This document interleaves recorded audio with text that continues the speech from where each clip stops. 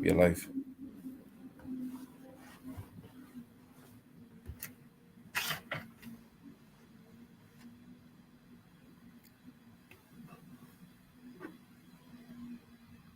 Welcome, Justin. Please go ahead. You can start. Okay, thank you very much, Brian, and thank you to Lepang for the invitation to be here today. My name is Justin Keevers. I'm the Assistant Director for Study Canberra, and I am dialing in today from Canberra in Australia, the capital city of Australia. Now, I'm going to admit I can't actually see any of you. I can only see my own screen. So I do apologise if any of you are waving, laughing, crying. I'm afraid I'm not going to be able to see that at the moment. But what I would like to say is that without being able to see you, normally I would lead with the question of whether you knew Canberra was the capital of Australia. But because I can't see you, I can't ask that question today. So I'm going to assume that you all knew that Canberra was the capital of Australia. Before I jump into my presentation today, I'm just going to acknowledge the traditional custodians of the land on which I sit, the Ngunnawal people, and I'd like to pay respect to their continuing culture and contribution they make to our city. I'd also like to acknowledge my colleague from the University of Canberra, Daniel Conno, who is going to present directly after me, and he's going to talk to you about some great offerings that University of Canberra have here in Canberra, and they are one of 5 universities that we have here. So without further ado, I'll dive into some slides here. I did have some videos to show you on the way through to liven things up a little bit. However, we do have some connectivity issues, so we're going to have to skip the videos. I do apologise, and I hope at least you can see me and the slides that we have here today. I'd like to start by just really introducing some really broad level reasons why Canberra should be on your consideration list when you're thinking about studying in Australia. We are a great city for students. We have actually been ranked in the top 25 student cities in the world for 4 years running, from 2017 right through to last year. And so it's not just us that think that. We are actually acknowledged as being a great student city. And we have a great quality of education, and I'll talk a little bit more about that in a little while, but our institutions here rank very highly in the world rankings, if that is important to you. Of course, the reason why we go to study is often to get the job, and we have great employment outcomes from all of our institutions here, great employment prospects in Canberra for those people who are looking for prospects beyond graduation, but also for students who are looking for part-time work during study. There's a great number of jobs available. And in fact, during the pandemic, our local employers here have been really stretched without international students in town to help fill a lot of those vacancies. So they're really happy to see the students coming back into Canberra now. We're a very welcoming city, a very inclusive city. And as part of that welcoming and ease of which you can arrive and feel like Canberra's home, our major institutions here offer guaranteed on-campus accommodation if you want it. So it takes a little bit of the pain away in terms of, or some of the stress away in terms of being a new student in a new country, in a new city. If you want accommodation on campus, you are guaranteed opportunity. We are affordable than some of our competitors here in Australia. Canberra is cheaper than some of our big other capital cities. We have lots of great student activities and a full packed calendar of events and festivals and activities around Canberra, which keeps our 20-odd thousand students entertained. And lastly, in terms of post-study work rights, for those students who are looking for opportunities to stay in Australia a little bit longer after studies, in addition to the standard 2 years offered for postgraduate visa rights, in Canberra you do have the option for an additional 1 year, bringing it up to a total of 3 years. This was a video I was going to show you, but I'll just have to skip through that one and carry on with our slides. So a little bit about our institutions. This picture here, just before I pass the picture, is our Parliament House. And you can see it's lit up with some beautiful colours there, which is not normal. That's actually part of an annual festival we have, where we have beautiful projections and lights that cover all our major national institutions here in the city. In terms of quality of education, which I alluded to earlier, if rankings are something that's important to you, we do have Australia's #1 ranked university, the Australian National University, based here, and also the University of Canberra, from which you'll hear about shortly, is one of the fastest rising young universities in the world. It's only 30 years old, and it's ranked in the top 20 in the world for young universities. So really fantastic on the world stage for such a young uni. We have 6 Nobel laureates who have studied here, and in fact, the Vice Chancellor of the Australian National University is one of those, and he's a Nobel laureate who now leads that university. And of course, being the national capital of Australia, we have access to the brightest minds and some of the most academically proficient people in the country, in the nation here, right at our fingertips that students can access. So which institutions are based here? I've already mentioned the Australian National University, University of Canberra. We also have campuses of the University of New South Wales, another very well-ranked university, the Australian Catholic University, and Charles Sturt University. All of these universities collectively all rank within the top 100 in the world.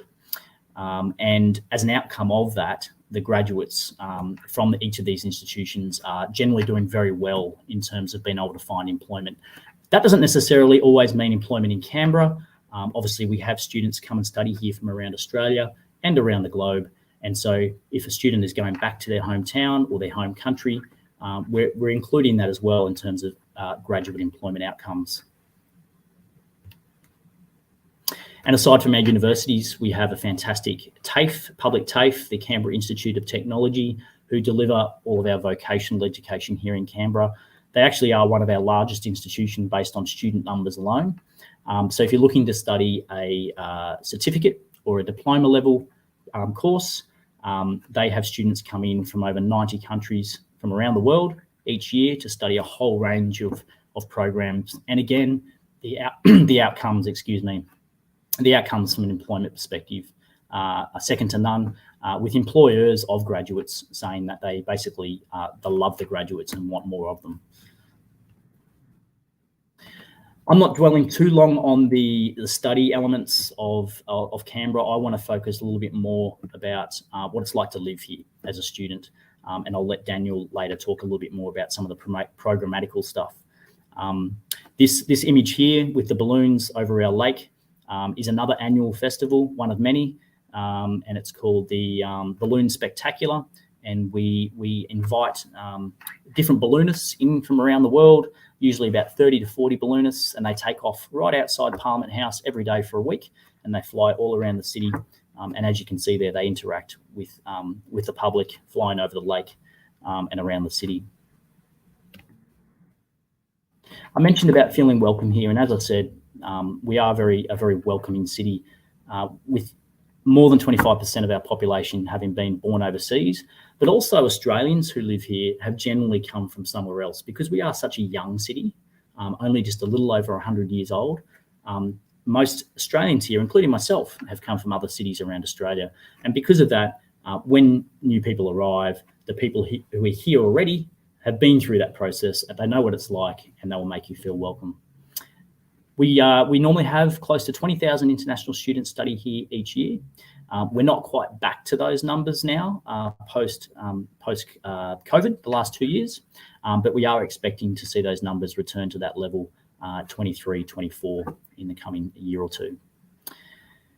We're also home to over 100 diplomatic missions and embassies, which really adds to that international flavour that we have here in Canberra. And in fact, the multicultural level of Canberra is celebrated each year through a multicultural festival, which attracts over 200,000 people across 3 days.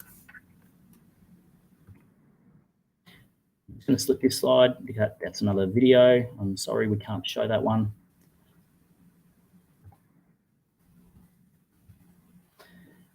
Now, COVID, of course, has been in the headlines around the world, and so I thought it would be helpful just to touch on how Canberra's travelling with the pandemic.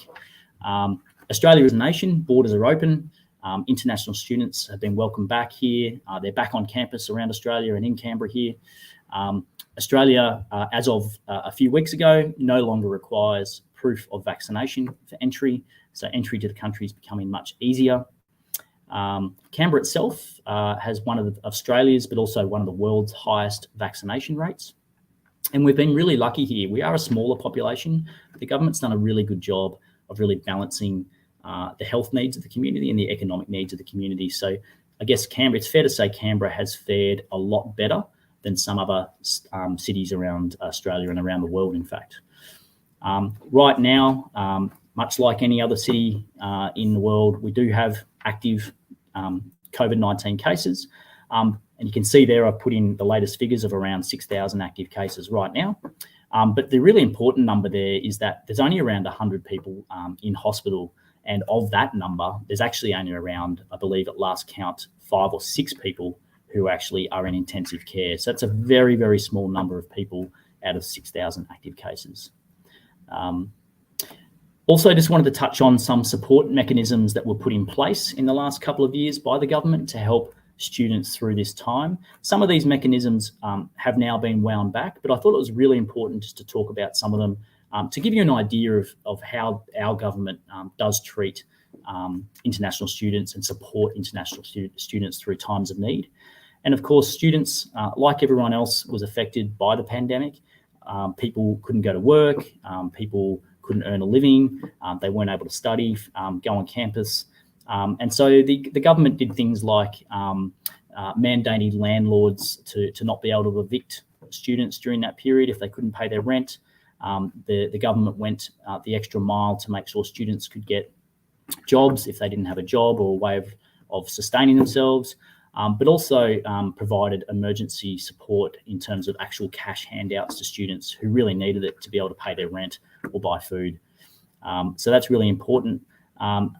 Mental health and well-being, of course, always important, and there's ongoing services here, both in the community and on the campuses themselves, delivered by the institutions to help support students through any tough time, whether it's pandemic related or not. Those support services are always there. A little bit about accommodation and getting around. I'm covering a very broad range of topics here, and I'm just touching the surface of them all, I do realise. But our website is a great resource if you'd like to do a little bit more in-depth research on this. But accommodation and getting around Canberra, as you can see there, we have a light rail network, we have a bus network, we offer student discounts on all of our public transport systems. Cycling is a very popular way to get around and navigate the city. It's very well set up for cycling, with over 400 kilometres of dedicated cycleways around the city, both on and off road. And we've got an average commute time of just 20 minutes, which gives you an indication of how easy it is to really get around our city with a population of around 450,000 people. Accommodation, as I mentioned earlier, our bigger institutions offer guaranteed accommodation to undergraduate students first year. But a lot of students do like to live off campus, of course, and there's plenty of options in terms of accommodation providers off campus, but also private rentals or even homestay options if that's something you prefer.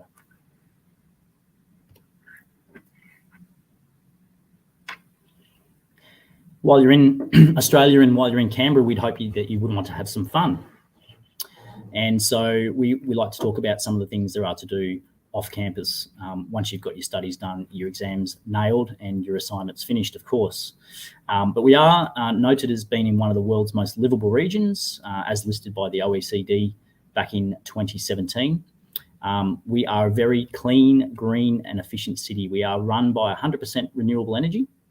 And we have recently banned all single-use plastics in the city. So plastic bags, plastic straws, all those sorts of things that you would get with your takeaway meal are banned in our city. So we are really leading the way in terms of our environmental footprint here in Canberra.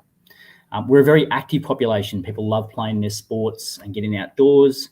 And access to nature is second to none. So we really have the ability to access green spaces all around the city, both within the city limits itself, but also just outside of the city, to do all the things that people love to do: bushwalking, hiking, mountain biking, whatever takes your fancy, it's available here in Canberra.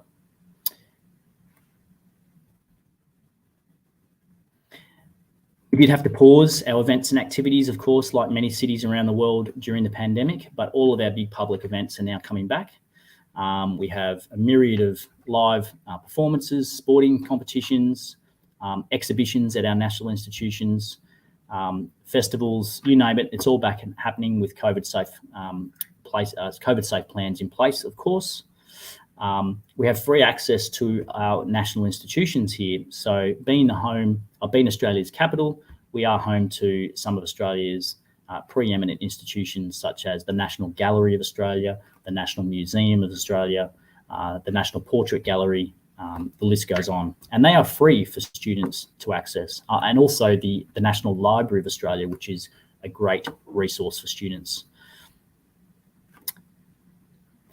Worth mentioning here, we often get questions from international students about whether their native cuisine is something that they can find in Canberra.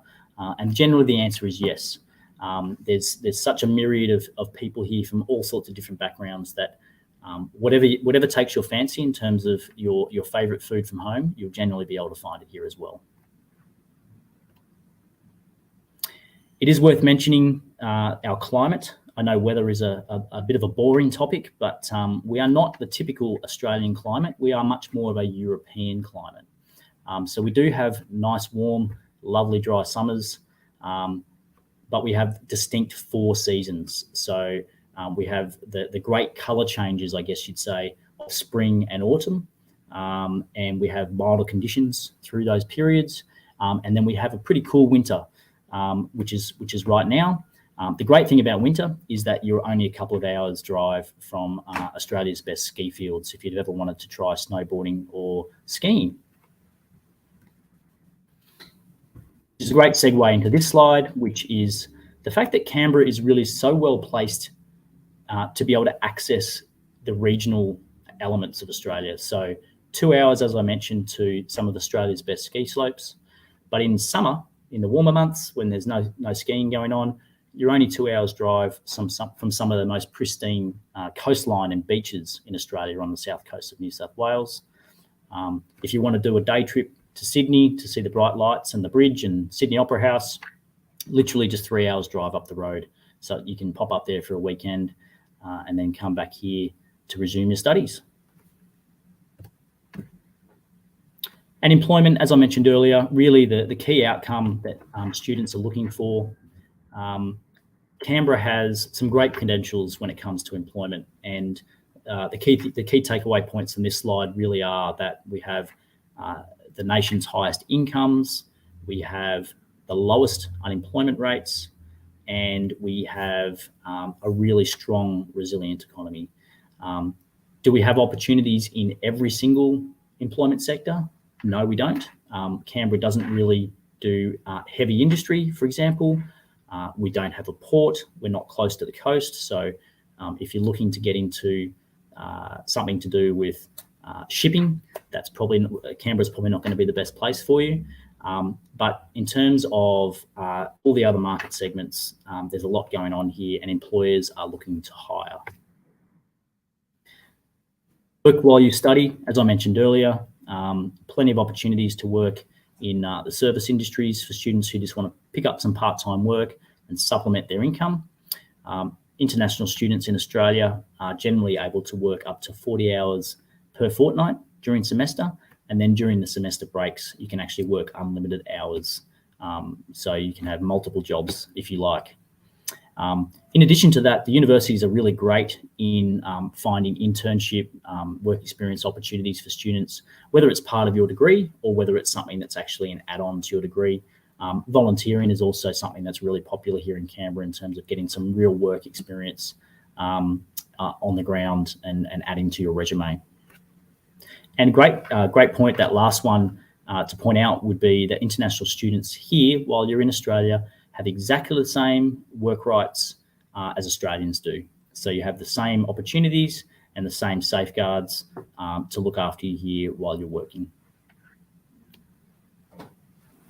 And saying after graduation, I have already touched on the fact that you do get an extra year potential post-study work rights here in Canberra.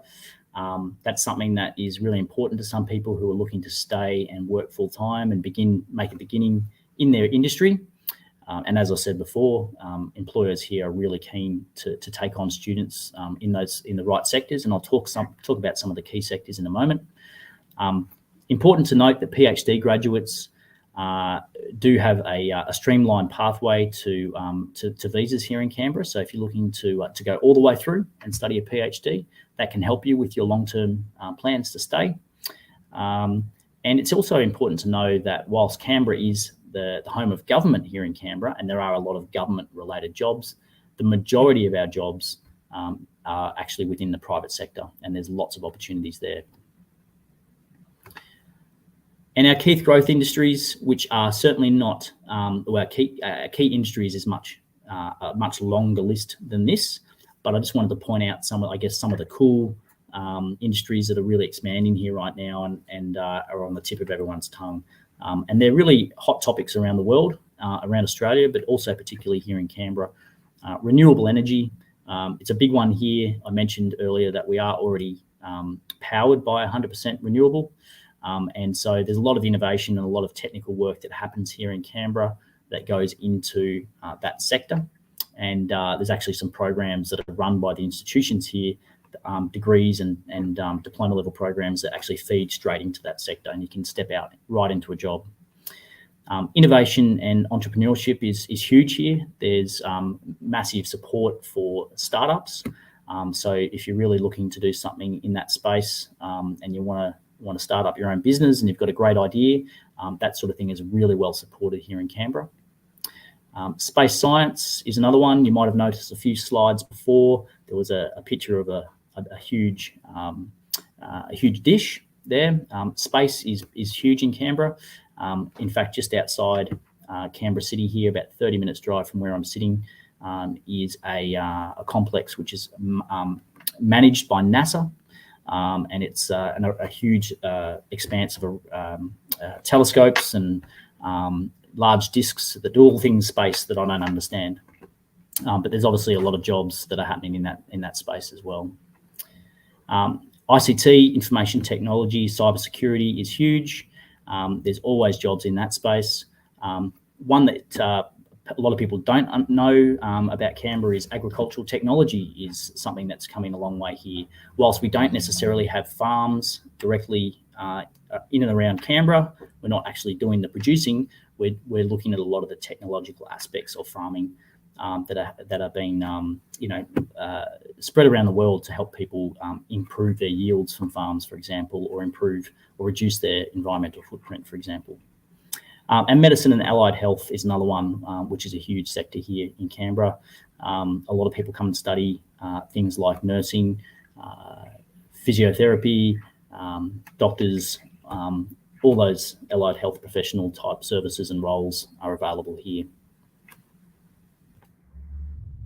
And I was hoping to show you a video about one of our graduates who has stayed on in Canberra in the ICT sector, Robert, but I won't try and play that because I don't think it's going to work. And look, I haven't tracked my time, but that is it from me. So hopefully I haven't gone overtime for you, but look, I don't think we're taking questions right now, but I'm happy for Lepang to take accumulated questions offline, and I can answer those via email or whatever is most appropriate. So I hope you've got all that. I can't see you. I hope I'm still there. Maybe Lepang or Brian can jump in to let me know that that's gone well.